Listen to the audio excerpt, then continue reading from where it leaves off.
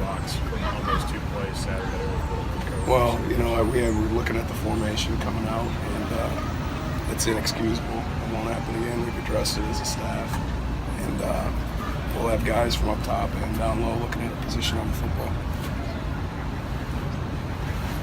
How do you address that with the team? How do you talk to them about that afterward? I think we, all take ownership from the players to the coaches. You win as a team, you lose as a team. You just address it, correct it, and make sure it doesn't happen again. Did it affect you guys with Derek Beatty out in the second half at all? I thought we had guys step up. I mean, Derek's a good player, but we've got other guys that stepped up too. Jordan's been making some plays for you back there. How do you like the way he's progressing, and I think he's had to play a bunch of different positions. So he's done some good things. He's got to keep growing. Just in general, what you thought of the way the defensive backs have played this season? At times we've looked good, and at times we want to play better. I think just like any group, we were striving for more consistency there, better plays on the ball. I know Eastern Michigan's quarterback was a fairly highly rated, but what do you see from him? He's a really, really talented kid. He gets the ball out fast. He throws back shoulder fades really well. He makes their offense run. How do you keep last week from not beating you this week? That's a great question, and Coach addressed it Monday. And he said, you know what, you can't let anybody beat you twice. And I think you got to learn and press on. But quite honestly, the best thing to do is get back out on the practice field after something like that. And then the next best thing is can't wait till Saturday so we can get back on the field and correct it.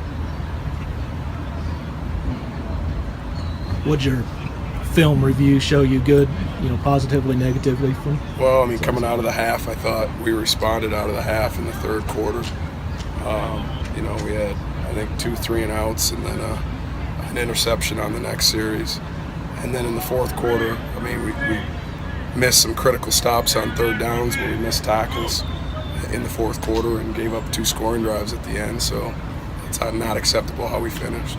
You attributed that to being tired, over 11 minutes on the field in the fourth quarter? I think there's a lot of factors, but in any SEC football game, fatigue's at the end. You got to make plays when both teams are tired in the fourth quarter, and we just didn't make enough.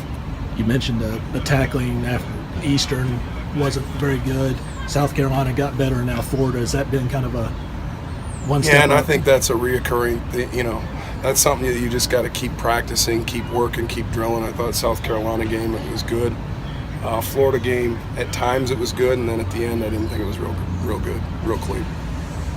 Is there a backup who surprised you this season that you feel maybe you didn't expect them to come on as quickly? I tell you what, Boogie's done some good things in some small samples, and he's had to move all over the place. I thought he made a play on a third down that was pretty dang good. He's done some things,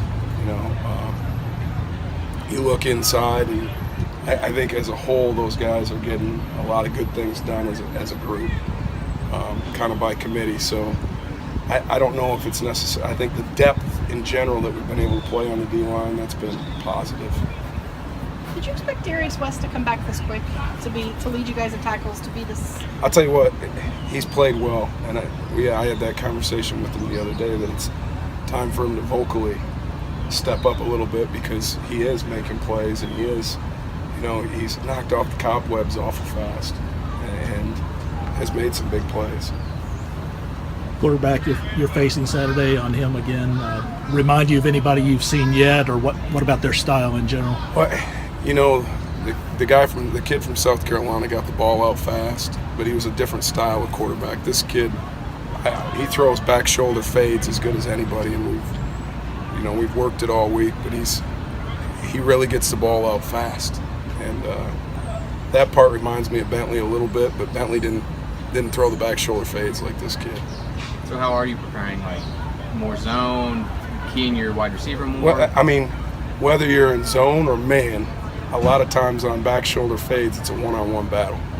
Really, the only coverage on a back shoulder fade that you do have a true bracket on him is in cover 2, and then he hits the whole shot.